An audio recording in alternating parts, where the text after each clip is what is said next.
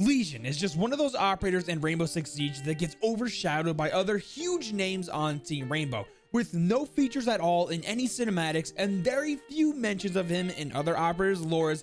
It seems that Ubisoft just forgets that Lesion even exists sometimes. Well, today I'm going to share some much needed love of Team Rainbow's most poisonous soccer dad, Lesion. So let's start things off as we always do with where and when Lesion was born.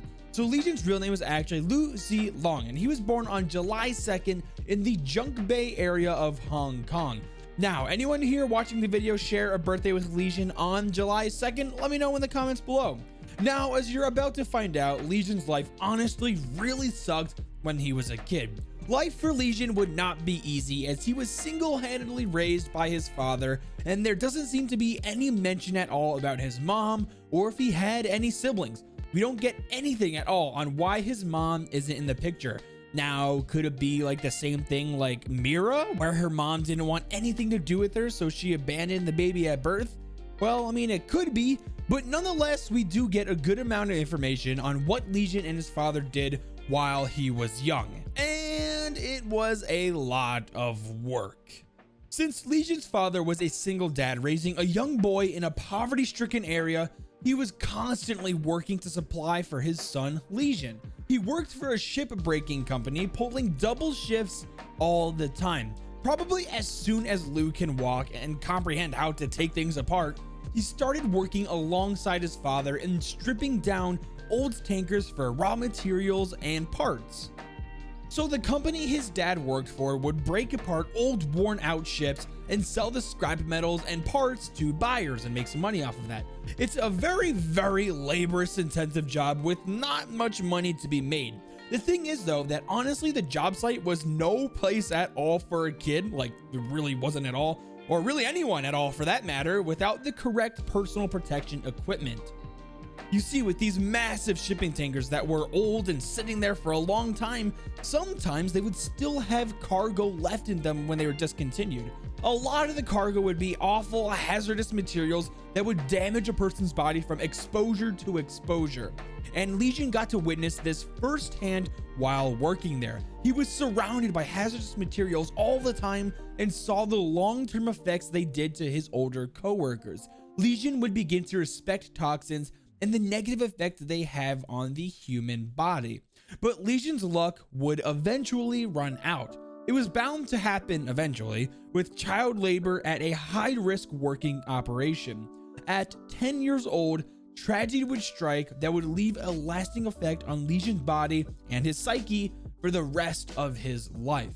It started off as any normal day, breaking down metals for scraps and scavenging ships for somewhat valuable items, when all of a sudden he tripped and fell into a massive oil tanker. As he plummeted into the extremely toxic and sludgy water below, he would begin to panic. He knew he needed to get out of there immediately, because if he didn't get out quickly, he would die in the tanker from drowning, or probably worse, die a horrible death later on from toxic poisoning. As he tried to escape, he accidentally ingested copious amounts of water seethed with toxins into his body. He noticed how part of the tanker he was trapped in was ripped apart, and he tried to escape through the sharp rips, just barely big enough for a little boy to fit through. As he made his way through the little holes in the rips in the side of the shipping container, the sharp metal tore away at his skin as he tried to break free from the toxic water. He would escape with his life, but not after ingesting so much toxic water into his body and cut up so badly from the metal of the shipping container. Now, he's very lucky that there was a hole in the tank that he escaped by himself, because if there wasn't one, he would have most likely died that day if no one heard his screams. Moving on, his lore tells us that the ship-breaking business Lesion and his father worked on was starting to dwindle out. They started working together on some oddball demolition jobs paid under the table. Honestly, whatever can pay the bills though. But it all came down to a stop when his father hurt his back badly while on the job, and Lesion was 19 years old when this happened. Now, I'm sure he wasn't really able to lift anything anymore after he hurt his back, but there was a huge problem with Lesion and his father's financial problem. Legion's own income just simply wasn't enough to cover himself and his father. The family was crumbling with debt, so he needed to make money fast any way he could or else they would probably become homeless. He found out that he can volunteer for explosive mine clearing duties in the provinces of Yunnan and Guangxi. For those of you that don't know, there are still a ton of countries out in the world, mostly second and third world countries, that have a huge landmine problem. From previous wars, soldiers would bury mines in the ground in hopes an enemy would step on it and, well, blow them up. But the problem comes from the soldiers either not remembering where they put the landmines or the country just never picking them up when the war was over. So every once in a while, a civilian would be walking when out of nowhere, they step on a really old landmine and it kills or maims them. A perfect example of this is in Aruni's lore story, which I made a video on. I'll talk about that more in depth later on the video if you're interested. Well, back to Lesion. He would spend a whole 2 years doing nothing but locating and defusing unexploded landmines buried throughout the provinces. It was probably just enough income to cover himself and his father, but all his hard work would eventually finally pay off as his continued bravery of clearing the landmines got him noticed by the Hong Kong police force. And believe it or not, they wanted to hire him. So Lesion went back home in Hong Kong and joined the Explosive Ordnance Disposal Bureau. This was a perfect opportunity for Lesion to continue his chemistry and forensics-based education along with intensive on-site training. He took to his new job very well and would pick up pretty fast. After a while, his expertise eventually landed him a spot on the Special Duties Unit, or CDU for short, and they would have him deal with the CBRN division, or chemical, biological, radiological, and nuclear terrorist threats. Now, it's kind of funny how Lesion was constantly surrounded by toxins at a very early age and quite literally almost died from them, and well, now look at him. He's on a specialized unit that specifically deals with toxins, especially when bad people utilize them in horrible ways. But Lesion would have something pretty cool happen to him not long after joining the SDU unit. He would go on his first operation ever that was codenamed Operation Green Viper, located in Indonesia and Macau. There he would meet some very familiar faces that we all know today. Lesion teamed up and joined forces with operators of the SAS like Mike Baker and James Porter, or better known to us as Thatcher and Smoke. Now, they got along very well during the operation and it ended up becoming a success. I mean, come on, that was to be expected. With a lineup like Thatcher, Smoke, and Lesion, of course the operation was going to be a success. But anyways, since Lesion was always working with his father when he was younger, or working with the CBRN unit, or clearing landmines, he doesn't get out very much or hang out with very many people at all. So Thatcher and Smoke wanted to celebrate Lesion's first successful mission with him. They spent an extra day in Macau to celebrate and file the event as an off-duty bonus. Basically, they probably just threw a big party for him, to be honest.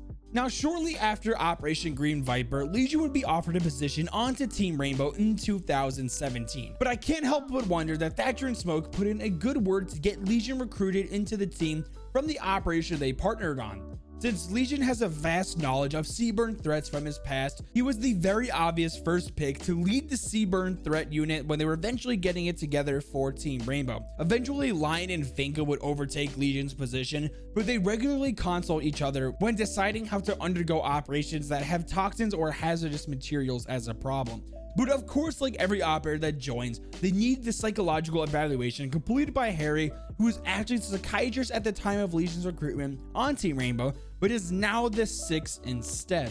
The psychological report completed by Harry starts off like this. Specialist Lou, or Lesion, see Long's teammates have a great deal of respect for him. Despite the fact that he can often drop off the radar due to his low-key style, Lou doesn't mind that he's overlooked. In fact, when I suggest this to him, it prompted a smile. While on an operation, Lou is intensive and focused and thinks quickly on his feet. In his downtime, he is soft-spoken with a wonderful dry wit. His family's poverty encouraged him to be philosophical about his childhood. Even now, he prefers to keep life simple by spending his money and time on things that have a purpose. Lou told me he isn't a person who rails against things beyond his control, and I know from observation that he isn't someone who counts his scars, literally. His childhood frankly sounds horrific. His health was at risk from toxic materials, not to mention the physical danger of ripping apart tons of steel. And yet, Lou remembers his past fondly, regarding the bad moments as something he was lucky enough to survive. I wondered if his optimism was a survival mechanism to weather horrifying circumstances, but Lou was eager to put me at ease. It wasn't all bad, he said. He described how he and his father would admire the sunrise, dancing across the water, and take long lunch breaks to go fishing together. Lou continues to live close to where he grew up. His connection to the location is more than nostalgia. There's a sense of satisfaction in knowing what it used to be and how time has affected it. Lou says both he and Junpei have changed for the better, and that the future can always be shaped into something good. As he did at the start of his career, Lou still volunteers in underprivileged areas. His expertise has contributed to the clearing of tens of thousands of mines and unexploded ordinances. In particular, he's been consulting the tech experts within Rainbow as he and other operators like Olivier Flamin or Lion and Lyra Melnikova or Finka look to incorporate state-of-the-art solutions into their Seaburn threat unit. End quote. Signed, Dr. Harishva Harry Pandey, Director of Team Rainbow. There's just one thing I quickly wanted to go over in the evaluation that I wanted to touch up on. So remember how I said earlier that Aruni's lore story deals so much with these unexploded landmines? Well, it's because her little sister got blown away by one when she found one in the field and started playing with it. And I don't want to spoil too much of Aruni's lore in case you want to go watch the video. The link for that Aruni lore video will be in the description if you're interested. But Aruni, to this day, also volunteers her time and like pretty much all of her wages to helping clear this landmine issue and helping victims of these awful devices. So I wonder why Lesion and Aruni haven't teamed up yet and go on missions together to clean them up, especially since they both are so passionate about it. Oh yeah, and one more thing I need to ask you guys. So Lesion still owns a residence at a public housing estate not far from Junpei in Hong Kong, the place where he grew up. I wonder if his father is still alive and if he visits him there. Lesion is in his 40s now, so his father is getting pretty up there in age, and especially with the toxic environment he worked in for a number of years, I wonder if he's alive today. Well, maybe, but we don't get any real information on that really at all. I don't know, I just wanted to see if anyone can find that out for me. But next up is the device evaluation for Legion's goo mine he obtained when joining Team Rainbow.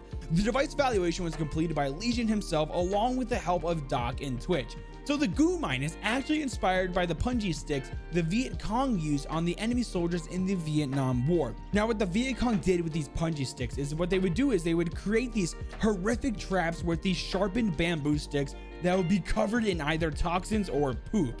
But they would build a trap where a soldier would either fall into or get struck by these bacteria infested punji sticks and leave horrific infections.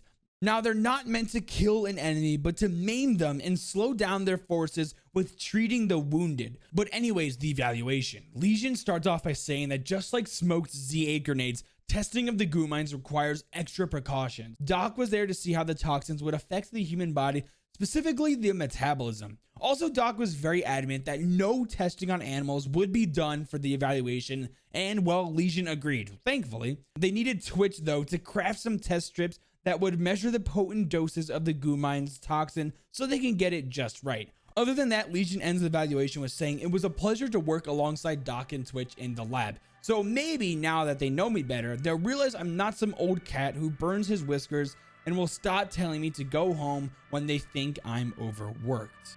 Well, everyone, what did you think about Lesion's lore? Also, who do you want to see the next operator lore video? Make sure to leave a like and subscribe with notifications if you're new. Now, with all that being said, Jumpy out!